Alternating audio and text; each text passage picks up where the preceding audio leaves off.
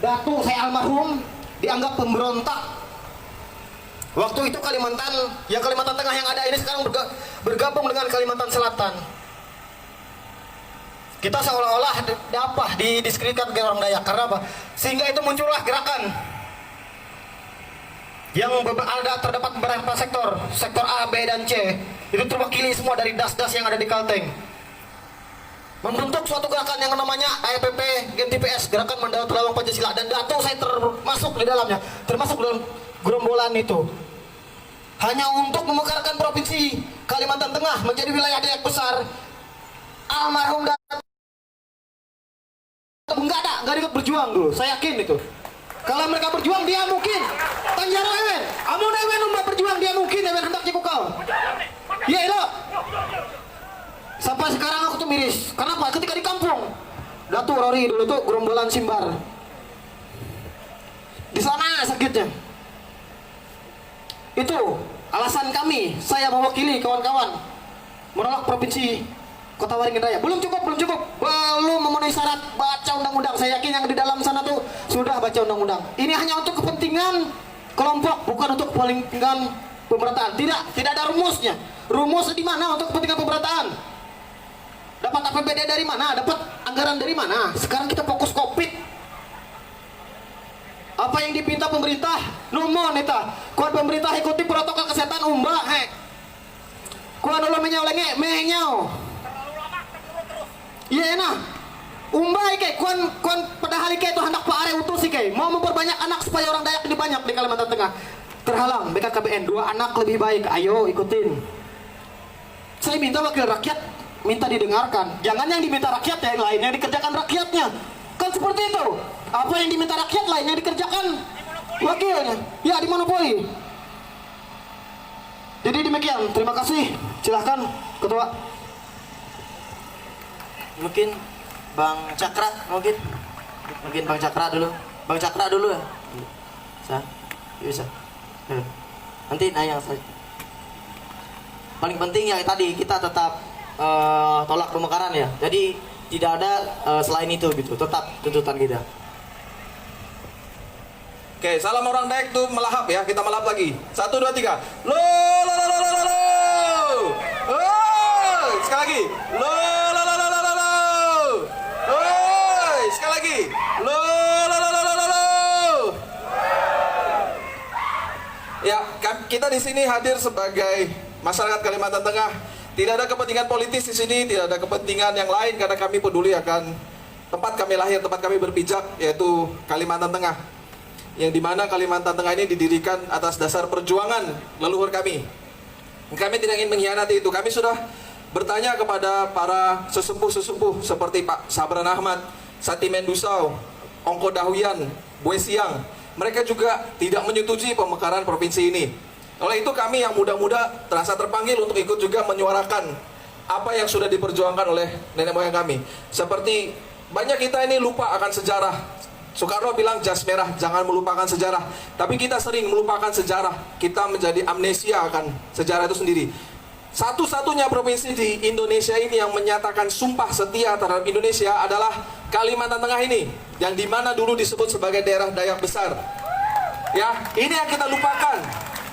Daerah ini dulu disebut sebagai Dayak besar, tetapi atas kesadaran konsensus, kesadaran bersama, mereka memutuskan untuk bergabung dengan Republik ini dengan melakukan sumpah setia tanggal 17 Desember 1947 di Gedung Agung Yogyakarta. Mereka menyatakan untuk bergabung dengan Indonesia, meleburkan dirinya, ego-ego tadi yang menyebut dirinya Dayak besar menjadi bagian dari Republik Indonesia ini.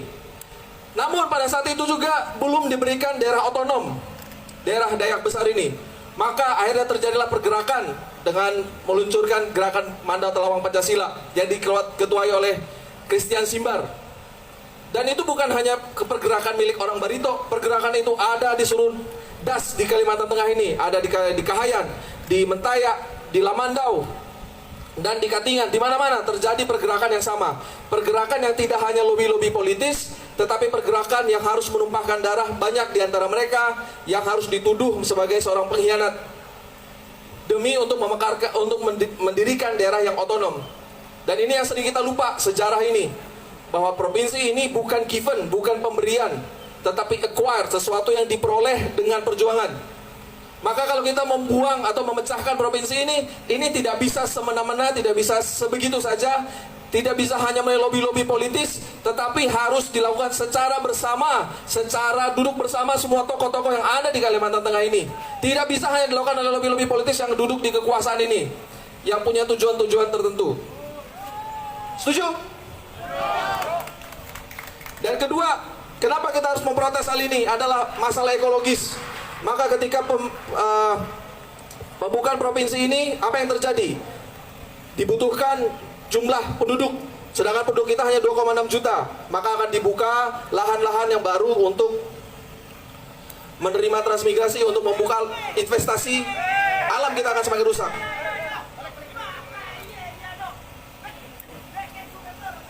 Oleh sebab itu kami menolak dan menyatakan dengan tegas menolak pemekaran provinsi ini.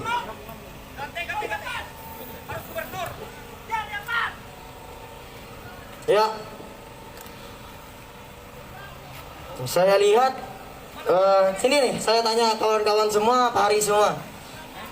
Yang kita minta di sini siapa yang hadir? Yang kita minta siapa di sini? Yang kita pilih waktu itu siapa? Sekarang?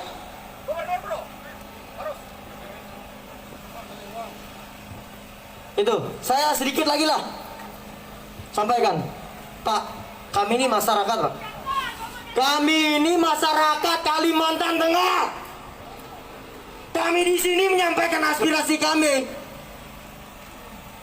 Kami menyampaikan dengan baik sesuai amanah undang-undang.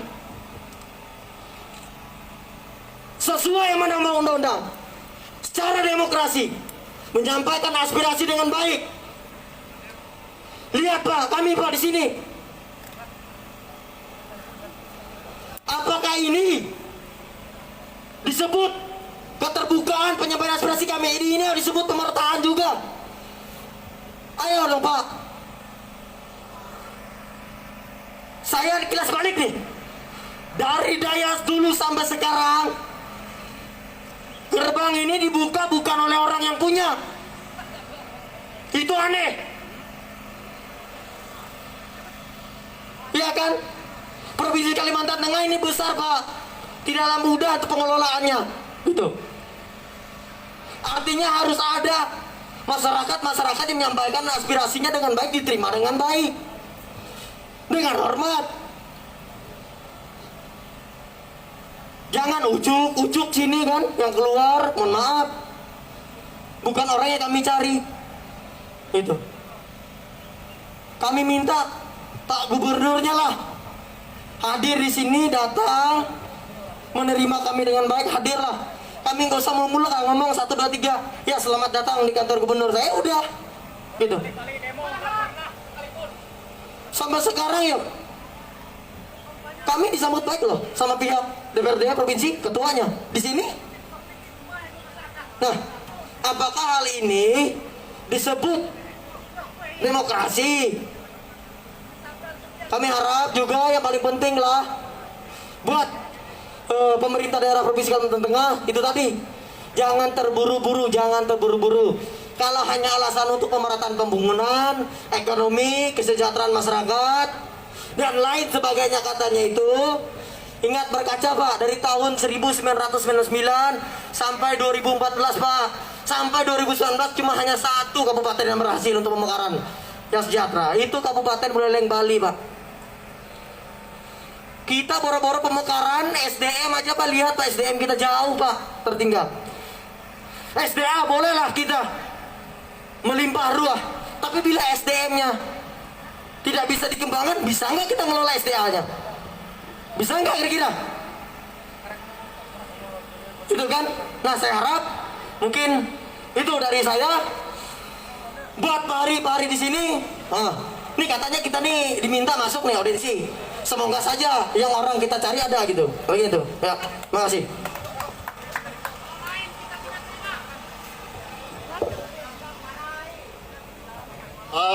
Aku Salomo mewakili Barito Selatan. Katahin ike mohon demo dia puji gubernur Narabikai. Wah gubernur. Amun alasan gubernur menempat provinsi Taheta untuk pemerataan pembangunan, gubernur dinyatakan tidak mampu memimpin Kalimantan Tengah. Wah gubernur. Bueko, tentara Lawung, GMTPS, di Manduan, Kalimantan Tengah atau Barat Kalimantan Selatan. Gue ketun. Ketun banyak duduk manis wangi kau. Ikai diminta ketun. Tapi Pak, habis manis, sepah dibuang. Tapi ketun, gubernur, di utama, dia puji menara pikir uang itu. Selama ikai demo. Wah gubernur.